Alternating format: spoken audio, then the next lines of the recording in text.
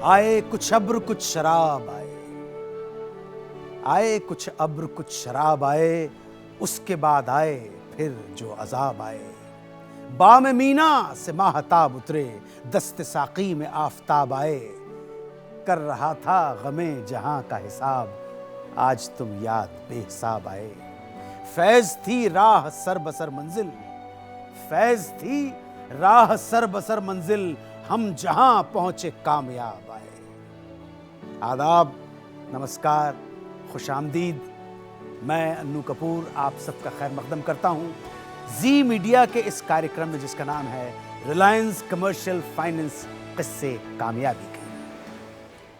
इस कार्यक्रम में जो कहानियां आपको सुनाता हूं वो ना तो परी कथाओं से ली गई हैं, ना ही सिनेमा जगत से। ये कहानियां किसी की कल्पना की उड़ानें भी नहीं हैं, बल्कि ये किस्से उन लोगों के हैं जिन्होंने अपनी मेहनत और लगन से न सिर्फ अपने ख्वाबों को पूरा किया, बल्कि हजारों परिवार के ख्वाबों में खुशनुमा रंग भर दिए। अपनी मेहनत और लगन से वो आम से खास बन गए। ये वो लोग हैं जिन्होंने जोखिम उठाया, मेहनत की और आज कामयाबी के शिखर पर विराजमान हैं। रिलायंस कमर्शियल फाइनेंस किस्से कामयाबी के इस शो में आज मैं आपकी मुलाकात करवाऊंगा पैटर्न इंटरनेशनल कोलकाता के चेयरमैन श्री HP बुधिया से, और उनसे जानेंगे कि किस तरह से उन्होंने अपने ख्वाबों में हौसलों के पंख लगाकर परवाज भरी। दिल की गहराइयों के साथ मैं स्वागत करता हूं श्री HP बुधिया का। बुधिया साहब कृपया पधारें। स्वागत है आपका। हरि प्रसाद बुधिया ने 1959 में एक परिचित की कंपनी में महज 20 साल की उम्र में 150 रुपए की तनख्वाह से ऑफिस असिस्टेंट के रूप में नौकरी की शुरुआत की। अपनी मेहनत और लगन से आपने कंपनी को नई ऊंचाइयों पर पहुंचाया। 1978 में आपने इलेक्ट्रोमेटल प्राइवेट लिमिटेड की नींव रखी। इसके बाद आपने बिरला ग्रुप की एवरलाइट कंपनी का अधिग्रहण किया और पैटर्न के नाम से प्लास्टिक वाटर स्टोरेज टैंक बनाने का काम शुरू किया। मार्केट में पैटर्न वाटर टैंक काफी लोकप्रिय हुए और बुधिया परिवार को पैटर्न टैंक वाले बुधिया परिवार के नाम से जाना जाने लगा। बाद में इसकी बढ़ती ब्रांड वैल्यू को देखते हुए ग्रुप की और कंपनियों को भी पैटर्न नाम से जोड़ दिया गया। आज पैटर्न इंटरनेशनल की 5 फैक्ट्रियां हैं, जिनमें लगभग 2000 लोग काम कर रहे हैं। आपकी गिनती आज कोलकाता के जाने माने उद्योगपतियों और समाज सेवी के रूप में होती है।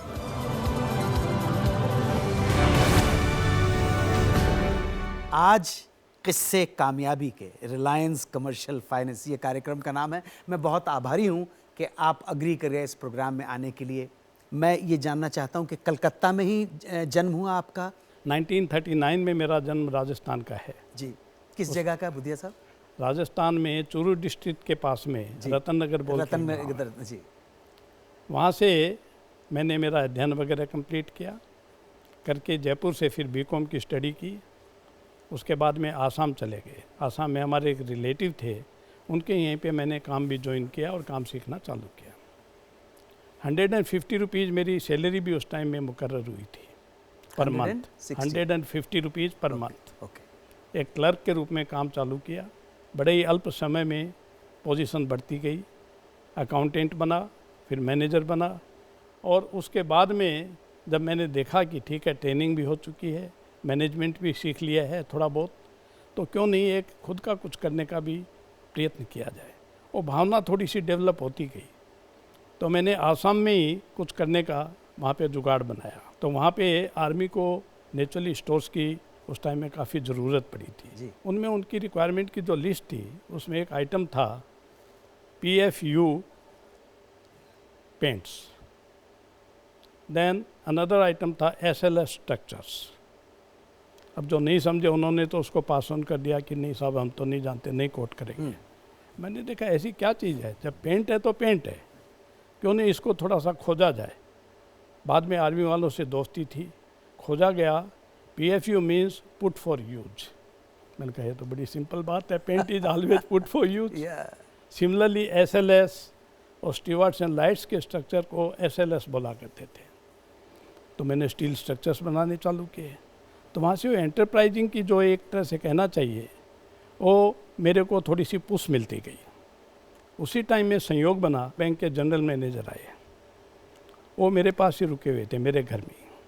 तो वहाँ पे लास्ट में जाने के टाइम उन्होंने कहा Assam has got its limitations, after all for running you need a field, तो आप क्यों नहीं कलकत्ता शिफ्ट कर जाते, कलकत्ता में वास्ट फील्ड है, स्कोप आपको बहुत बड़ा मिलेगा। वो बैंक मैनेजर की, जनरल मैनेजर की बात मेरे को थोड़ी सी स्ट्राइक कर गई।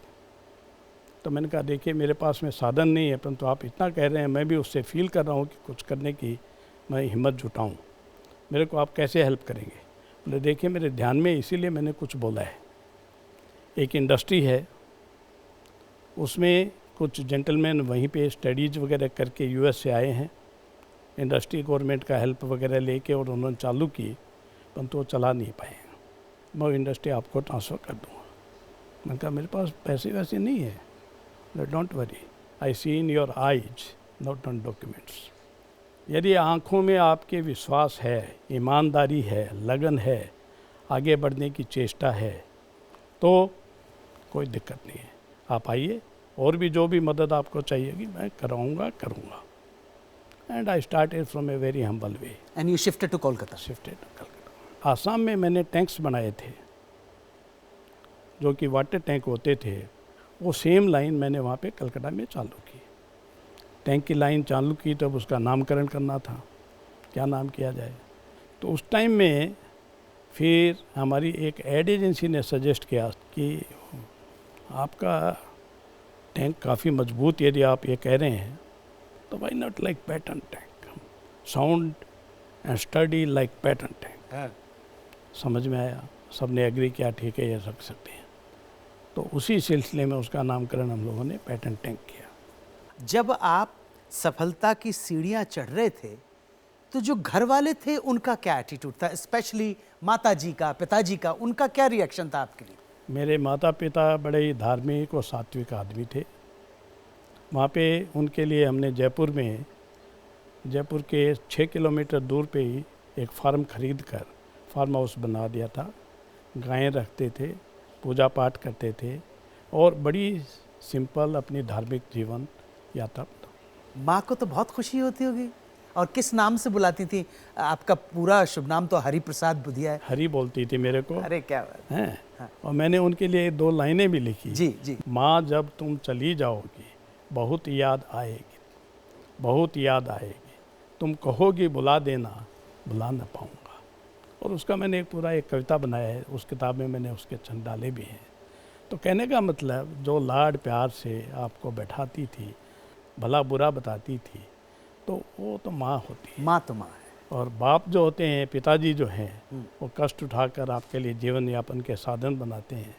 तो कहने का मतलब असल देवी देवता तो है ही है। बिल्कुल बुधिया साहब, मैं एग्री करता हूँ आपके साथ।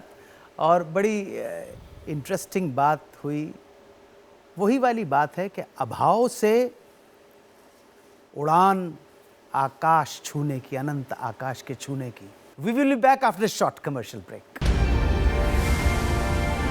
अगर आप कहें तो आप, मैंने उनसे क्या सीखा, मैं तो बहुत बेसिक्स की बात कहूँगा कि ज़िंदगी में जो ABCD होता है, हमने तो उनसे सीखी है। अगर आप ये 5 ABCD बेसिक्स सीख जाएं तो आपको आगे बढ़ने में कहीं कोई प्रॉब्लम नहीं है। क्या बात है संजय जी।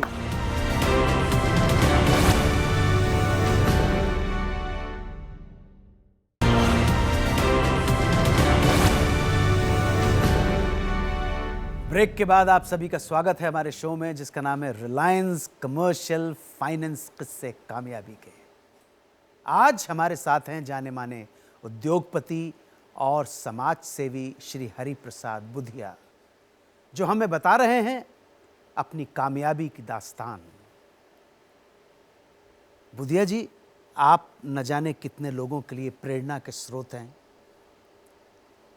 आपने अपने माता पिता का नाम रोशन किया, आज कोई और उसी राह पे चल पड़ा है, जो आपके पद चिन्हों पे चलकर, आपसे प्रेरणा लेकर अपना मार्ग प्रशस्त कर रहे हैं, आपके पुत्र, मैं उन्हें यहाँ पे बुलाना चाहता हूँ, अभिनंदन करना चाहता हूँ, श्री संजय बुधिया का।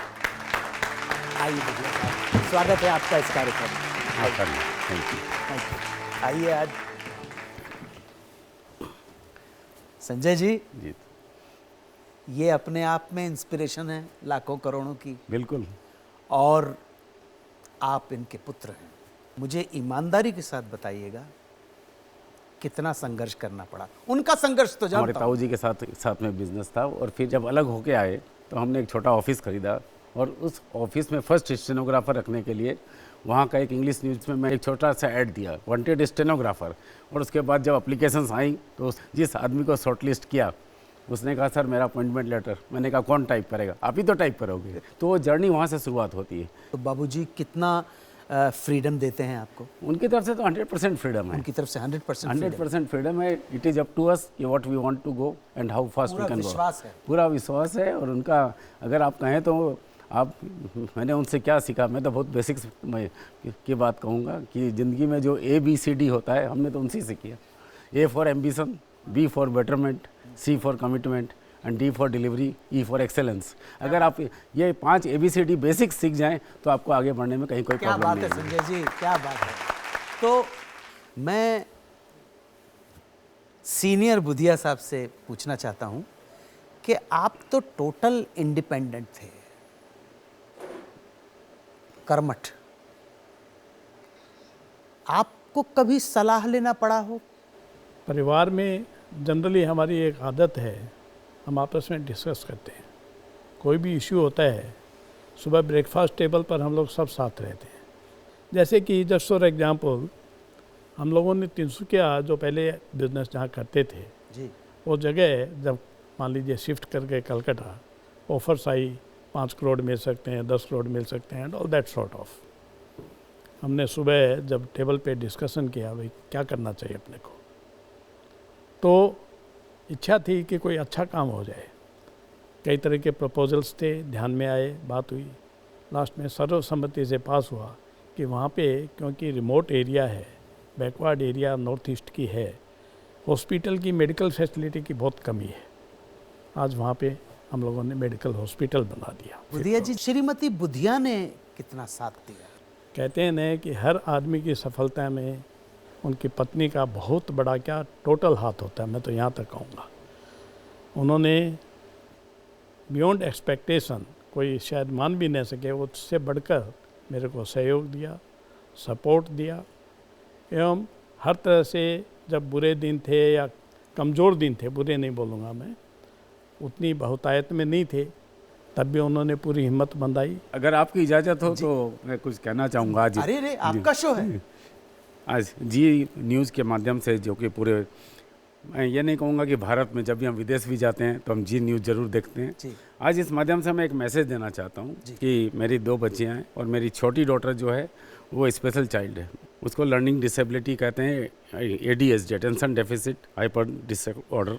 मेरी वाइफ को जब लगा कि बच्ची में कुछ नटखटपन है, वो पढ़ना नहीं चाह रही है या पढ़ नहीं पाती है, तो फिर हम देश विदेश, जैसे आप बताएंगे, यहाँ चले जाइए, वहाँ चले जाइए। अंत में लगा कि कहीं कुछ चैलेंज है या कहीं कुछ चीज़ है। टू कट इट शॉर्ट, अंत में ये हुआ है कि मेरी वाइफ खुद एक काउंसलर बनी है और उन्होंने एक कॉग्निटिव बिहेवियर सेंटर खोला है, जहाँ पर अब पेरेंट्स, टीचर्स, उनको ये अवेयरनेस हो, उनको ये हेल्प हो, एंड उसका नाम रखा गया है add life caring minds. You add life and you care, that is what is very important. Definitely किसी दर्दमंद के काम आ, किसी डूबते को उछाल दे, किसी दर्दमंद के काम आ, किसी डूबते को उछाल दे, ये निगाह नाज की मस्तियाँ किसी बदनसीब पे डाल दे। इस सेवा भावना के साथ आप दिन रात तरक्की करते रहें, दिन दूनी रात चौगुनी तरक्की करते रहें। इसी प्रार्थना के साथ मैं एक छोटे से ब्रेक की इजाज़त चाहता हूँ। I will be back after short commercial break. जब कोई नया लोन के लिए अप्लाई करता है तो आप उसकी क्या क्वालिफिकेशन देखते हैं? इच्छा यानी इंटेंशन, दूसरा कैपेसिटी या एबिलिटी।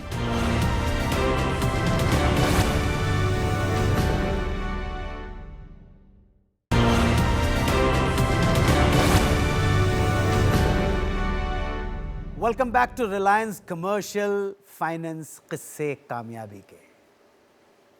इस सेगमेंट में हम बात करेंगे रिलायंस के श्री शौविक सेन गुप्ता से, जो हैं रिलायंस कमर्शियल फाइनेंस के ग्रुप बिजनेस हेड। आइए स्वागत करते हैं श्री शौविक सेन गुप्ता का। शौविक साहब, स्वागत है। आइए आइए आइए। बुधिया साहब, आज बुधिया साहब की ही स्टोरी चल रही है। बिल्कुल। कि आपने इतने एसएमईज को देखा, आपने इनकी कहानी भी पढ़ी, क्या खास लगा? जब भी कोई नया बिजनेस शुरू होता है तो जो चालू करता है वो अपने से ही सब कुछ करना चाहता है, और धीरे धीरे जब बड़ा होता है तो पैशनेटली वो जो ओनर होते हैं उनको वो बढ़ाते हैं उनको आगे, जैसे we just for the example. But जब आप बड़े होते हैं जैसे इन्होंने किया, काफ़ी लोग उसको बढ़ाने में नाकामयाब रहते हैं। आपको चाहिए सारे एस्पेक्ट्स जो है, फाइनेंस हो या लीगल हो या मार्केटिंग हो, इनके लिए थोड़ा अगर प्रोफेशनल हेल्प मिल जाए, क्योंकि ये सारे प्रोफेशनल मैनेजर्स होते हैं और इनको सारे तकलीफ डिफ़िकल्टीज जो होती है वो पता होते हैं, तो आगे बढ़ना आसान होता है। जब कोई नया लोन के लिए अप्लाई करता है तो आप उसकी क्या क्वालिफिकेशन देखते हैं?